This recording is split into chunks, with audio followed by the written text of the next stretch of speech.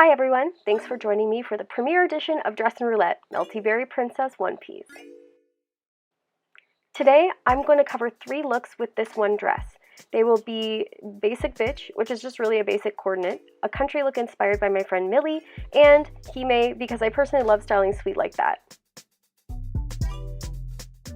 I figured the best way to explain my process of building an outfit would be to draw it out. For this dress, I'm going to do what I consider to be easy mode. Easy mode for me is when I match 2 components of my coordinate in color and use that as a base. This is a really great tip for people who are just beginning in the fashion. So, in this example, I add a blouse or cardigan and socks of matching color that complement the dress. To follow, I do the same thing with my shoes and my bag in a different color pulled from the print. This way, the colors are evenly distributed and most of the time, it takes care of the color balancing for you. To start, we're going to use the OP as a base because, well, that's the point. I added a polka dot cardigan as the top layer of my outfit. I like that the print has some dots in it too, so I figured that they would complement each other nicely. To mix up the pattern, but to keep the color consistent, I added diagonal stripes over the knee socks, though I wasn't quite sure if it would work well, and I needed to see it all on together. For headwear, it would make the most sense for me to wear a head bow, but I wanted to try and match the off-whites and gold with this baby, the Starshine Bright Beret. I started with the choker that actually comes with the one-piece dress to bring in some red around my neck. I thought it was too much of a contrast when stepping back and looking at it, so I switched to a long pink and gold necklace instead. For the small accessories, I added ivory wrist cuffs from Pink Cockalorum and also a couple rings, one from Stark Lace Delights and one from Angelic Pretty. For this outfit, I thought that my standard pink tea parties from Angelic Pretty would look the best. And as far as that goes, I generally match them with my milk heart bag. I wear the tea parties and the milk bag together pretty exclusively. I find that they look very nice together and the colors do match. There wasn't enough red at the top for me, so I did switch the ivory beret out for the red one. At first I wasn't quite into it, but then I realized it pulled from how bright the strawberries were and I liked it. And then I decided that the ivory wrist cuffs were too ivory and I needed some pink around my wrists, even though I had pink in my rings. In a last minute decision, I decided to change my heart bag for this enamel bucket bag. In retrospect, I probably would have stayed with the heart bag. I do like the way it looks better and I didn't realize until I had everything on. But that's the point of this, right?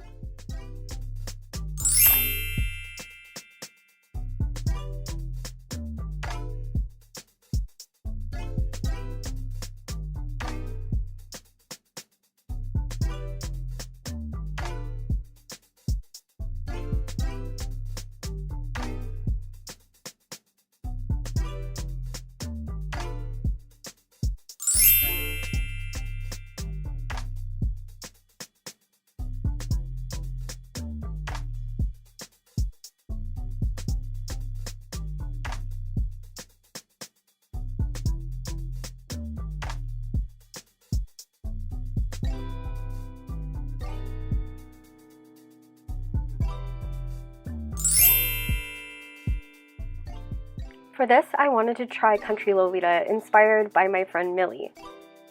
So this knitted strawberry bolero from AP is so cute, and I really love how it matches the very hem of the print. To give this a signature country look, I added a straw hat instead of a head bow.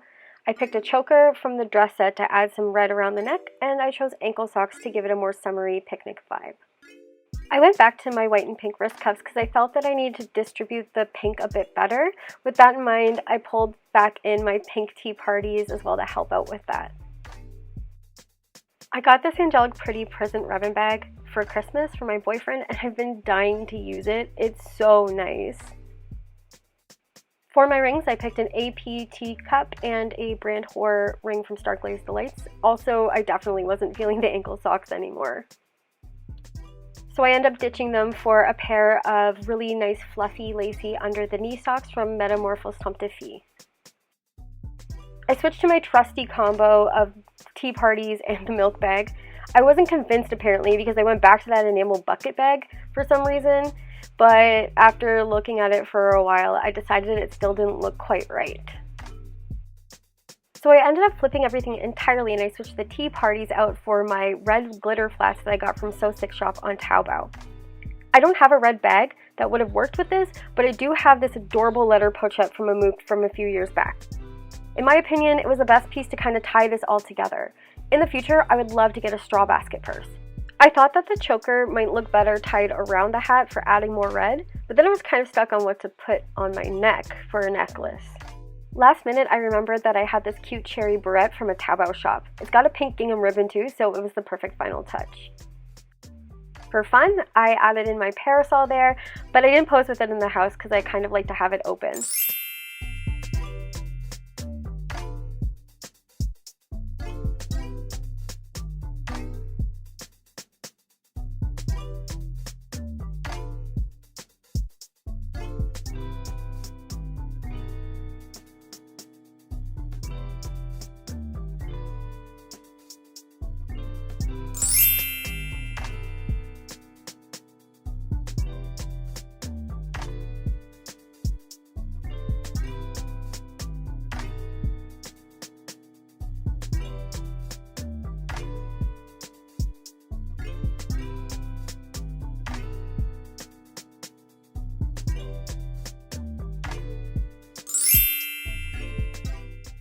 So for my third and final outfit, I wanted to style this dress as a sweet Hemay look. So this time I pulled in the head bow because I'm going to be doing really big princess hair and I find it balances out better like that. For the socks, I own the pink colorway and the red and beige colorway, but I thought for this that I wanted to just do the red instead. I thought that may be probably the best to differentiate from how pink heavy the other two outfits were. Instead of a bolero or wrist cuffs, I used these really pretty lace princess sleeve things from Angela Pretty. I couldn't find the actual name on Lollibrary, but they're close to the midnight lace gloves and they have little white roses on them too. With any look that has big hair, I really like adding some extra texture, so I added the flouncy clips. I wore this beautiful rose necklace from AP to complement the Hemay vibe I was trying to accomplish. The rings are a gold teapot ring and the Daydream Carnival ring. I wanted to tone down the pink with this one since I had leaned on it heavily for the last two outfits. I focused more on the reds and whites and wanted to make sure I picked the right bag and shoes to make it pop. I went with these gold shoes from Dear Lenore and this big gold bag from To Alice. I really like the way this turned out.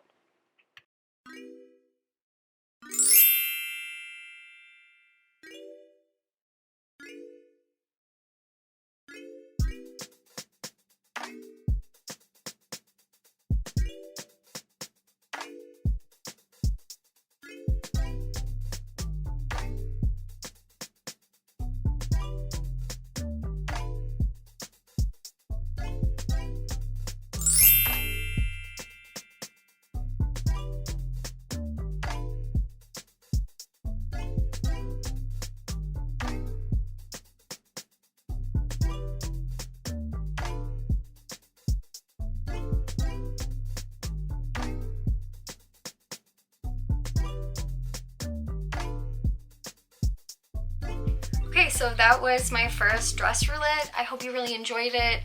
I really enjoyed making it. It was kind of hard. One of those coordinates were like really dicey. I don't know. I don't want to say which one I didn't like the most, but I want to hear from you. That being said, let's get on to the randomizer part of this. I had no idea how I was going to do this.